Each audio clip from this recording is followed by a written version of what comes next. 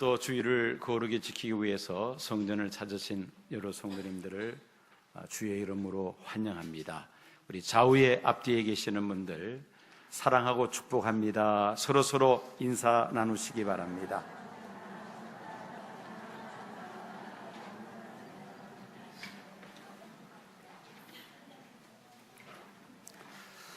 평생을 수도원에서 수도사들을 위하여 수도복을 만들고 또 망가진 옷가지를 수선하는 일을 하는 수도사가 있었습니다.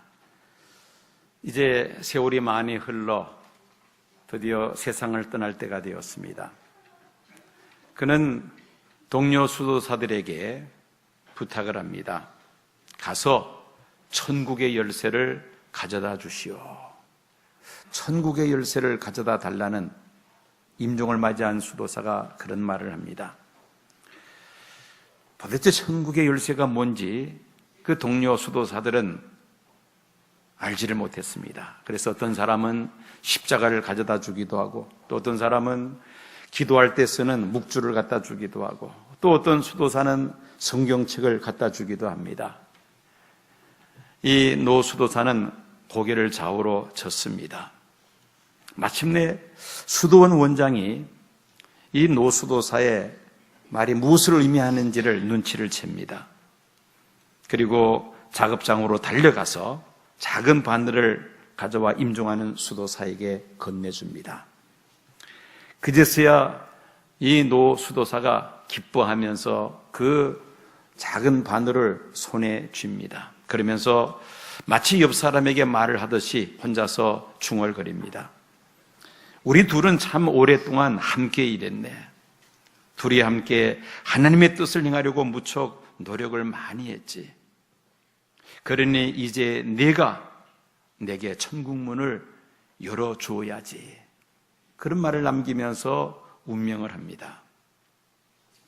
이 수도사에게는 수도원에서 평생 동안 그 수도복을 만드는 데 사용했던 작은 바늘, 그 바늘이 그로 하여금 수도 생활을 잘 마치고 천국으로 안내하는 그런 도구가 되어주었다는 말입니다. 천국은 우리 사람들이 주고 들어가게 되는 내세를 가리킵니다. 서점에 가면은 천국에 다녀왔다는 그런 간증서적들 종종 우리가 접할 수가 있습니다. 이런 간증들은 객관적으로는 증명할 수 없는 주관적인 체험들이기 때문에 그 내용들이 매우 다양합니다. 그래서 우리는 분별력을 가지고 이런 간증들을 우리가 대해야 합니다. 왜냐하면 사람들마다 천국에 대한 관심과 천국에 대한 호기심이 있기 때문에 분별력이 없이 그냥 받아들였다가는 낭패를 볼 수도 있습니다. 예수님께서도 천국에 대해서 여러 가지 비유를 통해서 제자들에게 말씀하셨습니다.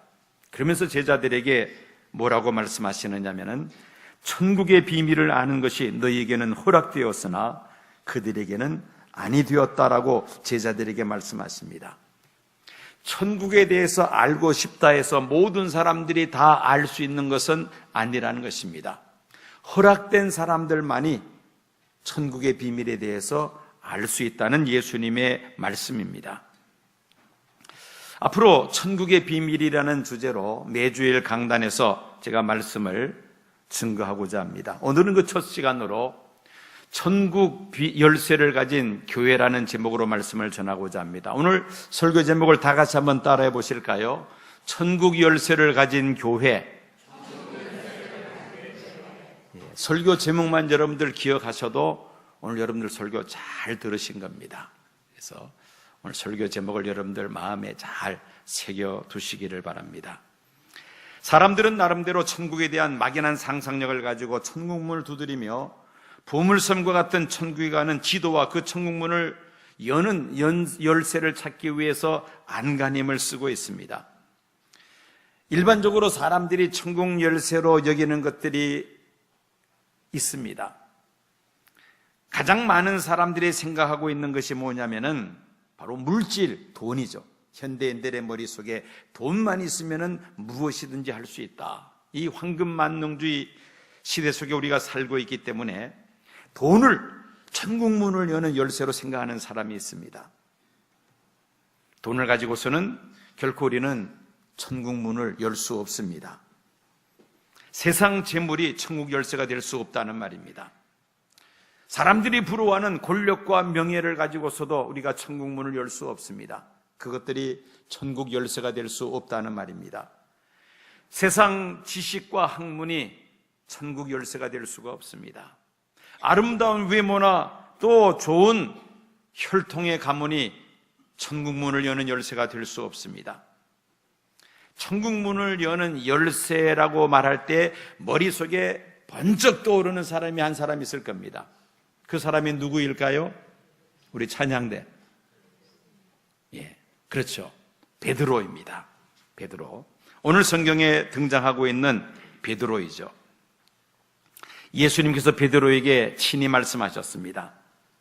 19절 말씀 보면은 내가 천국 열쇠를 내게 주리니 내가 땅에서 무엇이든지 매면 하늘에서도 매일 것이요 내가 땅에서 무엇이든지 풀면 하늘에서도 풀리리라. 예수님께서 베드로에게 천국 열쇠를 주신다는 말씀입니다. 기독교 유머 가운데 베드로를 천국 문지기로 그렇게 표현하는 유머들이 많이 있습니다. 베드로가 천국 문 앞에 서서 천국으로 들어오는 사람들을 심사하고 또 환영하는 그런 내용의 유머들이 많이 있죠. 바로 예수님께서 베드로에게 하신 이 말씀을 근거로 해서 만들어진 유머들입니다. 유명한 화가 루벤스는 오늘 본문 말씀, 이 마태복음 16장 19절 말씀을 가지고 영감을 받아 그린 그림이 있습니다. 그 그림의 제목은 천국문을 지키는 베드로라는 그러한 성화입니다. 여러분 스크린을 보면은 이 베드로가 오른손에 뭐를 쥐고 있습니까? 열쇠를 하나 쥐고 있습니다. 마태복음에 있는 이 말씀을 통해서 영감을 받은 루벤스가 그린 그러한 성화입니다. 자, 예수님께서 베드로에게 천국 열쇠를 준다고 말씀하셨는데 과연 무엇 때문에 베드로에게 천국 열쇠를 준다고 말씀하셨는지 그 배경을 오늘 말씀을 통해서 좀 살펴보아야 되겠습니다. 예수님께서 3년간의 공생애를 마치실 무렵 가이사라 빌립보라는 마을에서 제자들의 그 믿음을 테스트하십니다. 마치 신학교 3년 과정을 마치고 졸업시험을 보듯이 예수님을 따라 3년 동안 따라다녔던 이 제자들의 믿음을 예수님께서 테스트하신 것입니다. 예수님께서 십자가에 달리시기 전에 과연 이 제자들의 믿음이 어떠한가를 시험하기 위해서 예수님께서 질문을 던집니다. 사람들이 인자를 누구라 하느냐? 사람들이 예수님에 대해서 뭐라고 말하는지를 먼저 예수님께서 질문을 던졌습니다. 그때 제자들이 뭐라고 대답을 합니까? 더러는 세례 요한, 더러는 엘리야, 어떤 이는 구약에 등장하고 있는 예레미야나 선지자 중에 하나라고 그렇게 대답을 합니다. 예수님의 가르치시는 말씀과 예수님이 행하시는 수많은 이적과 기사를 경험했던 그 이스라엘 백성들은 예수님에 대해서 구약에 등장하고 있는 그 유명한 선지자 가운데 한 사람, 그런 선지자와 같은 사람이라고 대답을 했던 것입니다. 이때 예수님은 제자들에게 또다시 질문을 던지십니다. 너희는 나를 누구라 하느냐? 지금 한 대답은 세상 사람들이 하는 대답이고 너희들은 나를 누구라고 생각하느냐? 예수님께서 질문을 던지십니다. 이때 성격이 급하고 직설적인 베드로가 예수님께 대답을 합니다. 주는 그리스도시요 살아계신 하나님의 아들이십니다. 베드로는 예수님을 구약 성경에서 예언하고 있는 메시아로 믿고 있었다는 말입니다. 이 그리스도라는 말은 헬라어로 크리스토스를 우리말로 그리스도라 그렇게 번역을 했습니다. 이 크리스토스라는 말은 기름 부음을 받은 자라는 뜻을 가지고 있습니다. 똑같은 내용의 히브리어는 메시아입니다. 그리스도와 메시아는 뜻이 같습니다. 기름 부음을 받은 자라는 것이죠. 구약시대에 기름 부음을 받은 세 부류의 사람들이 있습니다. 첫째는 왕을 세울 때 기름을 부어 세웁니다. 그리고 선지자들을 세울 때 역시 기름 부어서 선지자를 세웁니다. 그리고 제사장을 세울 때 역시 기름 부어서 제사장을 세웁니다. 자, 이렇게 기름불을 붓는다는 것은 구별한다는 뜻을 가지고 있습니다. 많은 사람들 가운데서 구별된 사람이다. 그런 의미에서 기름을 부었던 것입니다. 예수님을 사도 베드로가 그리스도라고 고백한 것은 예수님은 이스라엘이 그토록 기다리던 메시아로서 백성을 다스리는 왕이요, 또 하나님의 말씀을 가르치는 선지자요, 백성들을 대신해 하나님 앞에 제사를 드리는 제사장으로서 이 세 가지 직분을 다 가지신 분이라는 베드로의 고백이었던 것입니다. 이스라엘이 그토록 기다리던 사람은 이 세 가지 직분을 다 수행하는 메시아였습니다. 이 메시아가 오면은 이스라엘의 세계를 다스리는 메시아 왕국이 도래한다고 이스라엘 백성들은 믿고 있었던 것입니다. 베드로가 예수님을 향하여 주는 그리스도라고 한 이 고백, 예수님은 메시아로서 이스라엘의 왕이요 선지자요 제사장이 되신다는 고백입니다. 예수님은 나를 완전히 다스리시는 왕이시며, 예수님은 하나님의 말씀 온전한 진리를 가르치는 선지자이시며, 예수님은 나의 모든 죄 문제를 해결해 주시는 완전한 선지자 제사장이라는 베드로의 고백이었던 것입니다. 예수님을 통해서 메시아 왕국이 도래할 것이라는 믿음을 가지고 베드로는 고백을 합니다. 이 베드로의 고백에 대해서 예수님께서 뭐라고 말씀하십니까? 이를 내게 알게 한 이는 혈육이 아니요 하늘에 계신 아버지시니라. 베드로에게 칭찬하시면서 베드로가 그런 고백을 할 수 있었던 것은 베드로 자신의 의지와 어떤 지식이나 믿음에 의한 것이 아니라 하늘에 계신 아버지께서 베드로에게 알게 해주셔서 그렇게 고백한 것이라고 예수님께서 말씀하십니다. 마찬가지로 우리가 예수님을 나의 그리스도시요 또한 하나님의 아들이심을 우리가 고백할 수 있는 것은 내 지식과 내 의지만으로 되는 것이 아닙니다. 하나님의 영 성령께서 내 마음을 감동하심으로 인하여 사도 베드로와 같이 주는 그리스도시요 살아계신 하나님의 아들이시라고 우리가 고백하게 되는 줄로 믿습니다. 예수님께서 베드로의 이 신앙 고백을 들으시고는 칭찬하신 후에 뭐라고 또 말씀하십니까? 내가 이 반석 위에 내 교회를 세우리라고 말씀하셨습니다. 이 반석을 어떻게 해석하느냐에 따라서 로마 천주교회 같은 경우는 그 반석은 베드로를 가리킨다고 해서 로마 천주교는 베드로를 초대 교황, 일대 교황으로 그렇게 그들은 모시고 있습니다. 그러나 우리 기독교에서는 이 반석을 뭐라고 해석을 하느냐면은 베드로가 고백했던 그 반석과 같은 신앙 고백을 기독교에서는 반석으로 해석을 합니다. 주는 그리스도시요 살아계신 하나님의 아들이십니다는 이 베드로의 신앙 고백 위에 주님의 교회를 세우신다고 우리 기독교는 해석을 합니다. 즉 교회는 반석과 같은 베드로의 신앙 고백 위에 세워진 기관이라는 말씀입니다. 여러분, 좋은 성도란 어떤 성도입니까? 우아한 옷을 입고 좋은 인상을 하고 또 좋은 승용차를 타고 다니는 그런 성도들이 좋은 성도다는 것은 결코 아닙니다. 가장 중요한 것은 예수님에 대하여 바른 신앙 고백을 하고 있다면 그런 성도가 좋은 성도입니다. 또한 그러한 신앙 고백과 함께 주의를 거룩하게 지키며 하나님 앞에 정직하게 11조 생활을 하며 교회 공동체를 사랑하며 교회를 위하여 기도하며 봉사하는 성도들, 이런 성도들이 바른 성도, 좋은 성도인 줄로 믿습니다. 여러분, 어떤 교회가 좋은 교회입니까? 화려하고 웅장하게 지어진 그런 교회가 반드시 좋은 교회가 되는 것만은 아닙니다. 좋은 교회란 하나님 앞에 올바른 신앙 고백 위에 세워진 교회가 바로 좋은 교회입니다.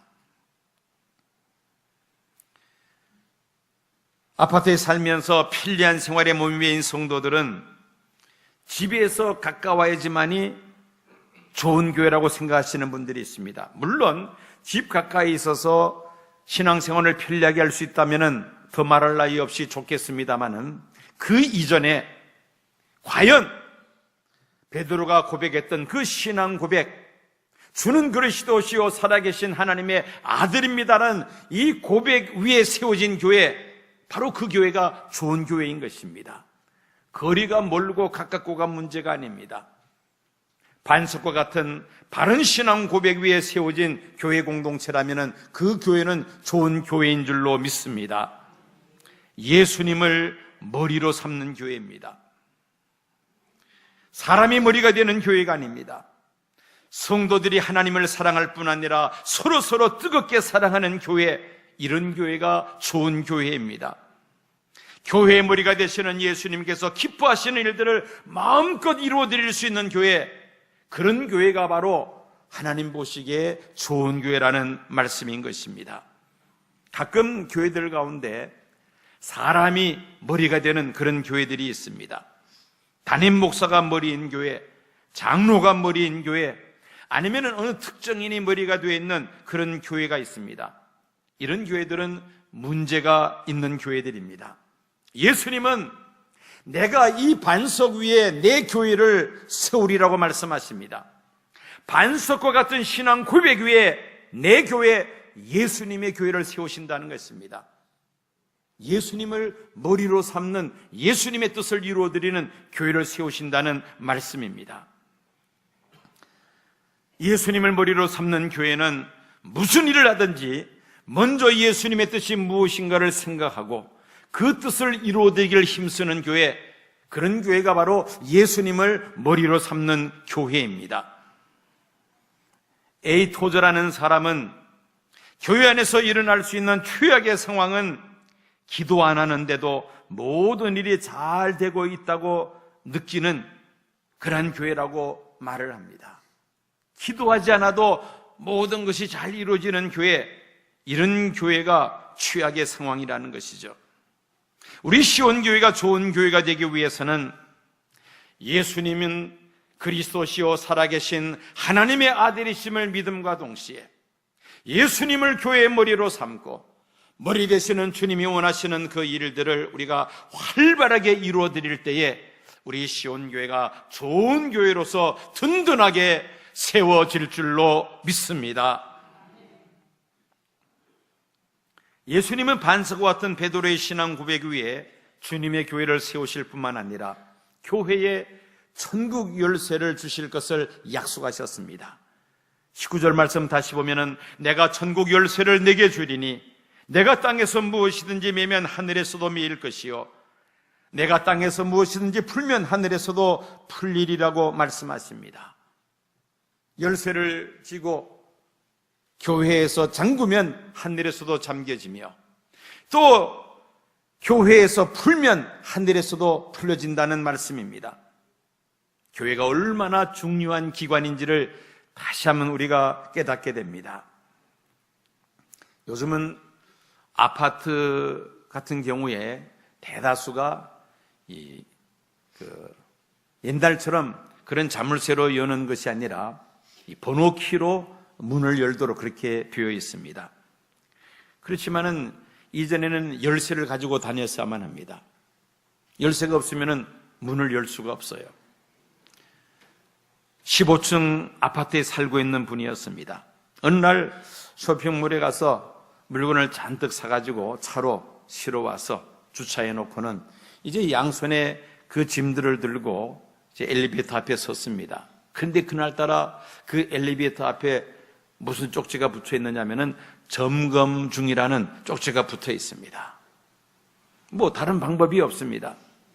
그래서 양손에 그 무거운 짐들을 가지고 15층 아파트를 걸어서 땀을 뻘뻘 흘리면서 올라갔습니다. 문 앞에서 짐을 내리고 주머니에 열쇠를 찾는데 열쇠가 없는 겁니다. 생각해 보니까 자동차에 두고 내린 것 같아요. 그래서 그 무거운 짐을 문 앞에 내려놓고 다시 이제 15층을 내려갑니다.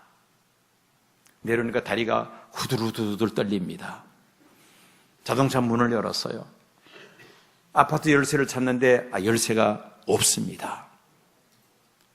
가만히 생각해 보니까 잠바 주머니에 놓은 것 같아요.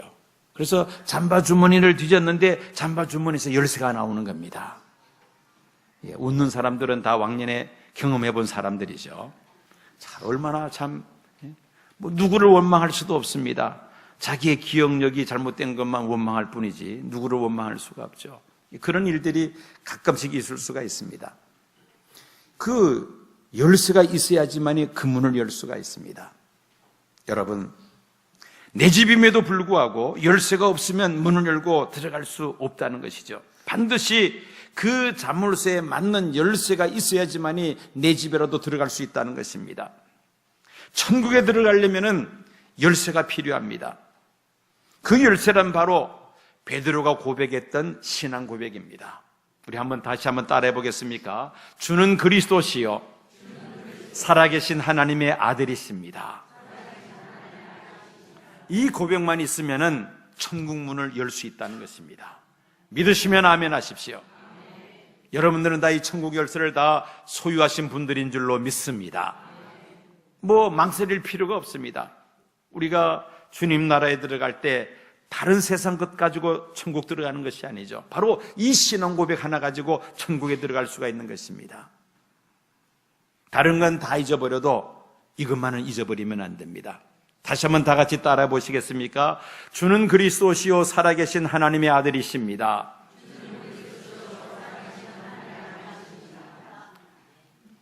연세가 드신 분들 가운데 치매기가 있는 분들이 있죠. 어떻게 할 수가 없습니다. 막을 수가 없습니다. 그런데 다른 건 다 잊어버려도 요것만은 잊어버리면 안 됩니다. 그런 의미에서 한 번 더 외워볼까요? 시작! 주는 그리스도시요 살아계신 하나님의 아들이십니다. 이 신앙 고백 가지고 천국 문을 열 수 있다는 것입니다.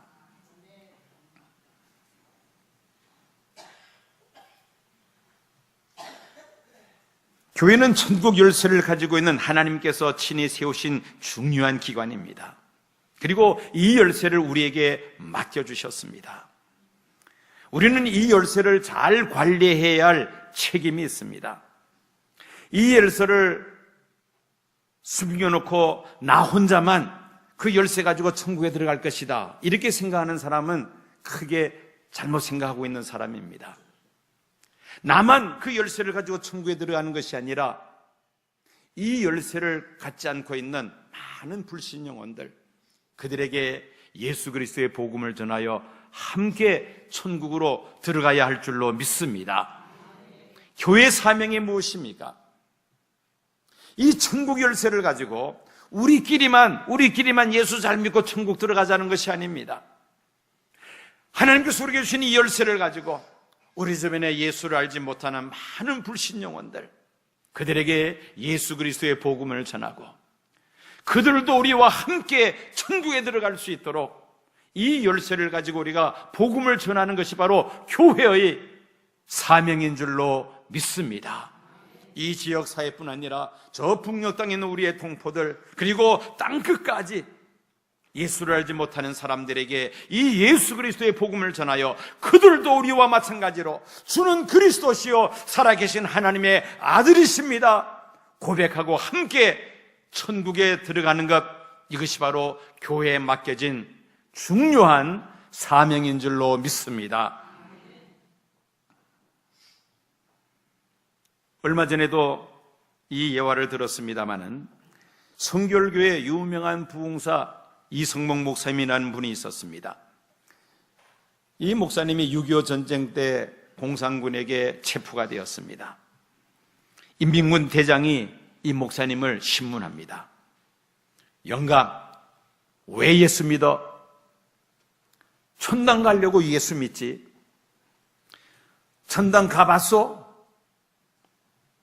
천당 본점은 가보지 못했지만은 지점은 가봤어.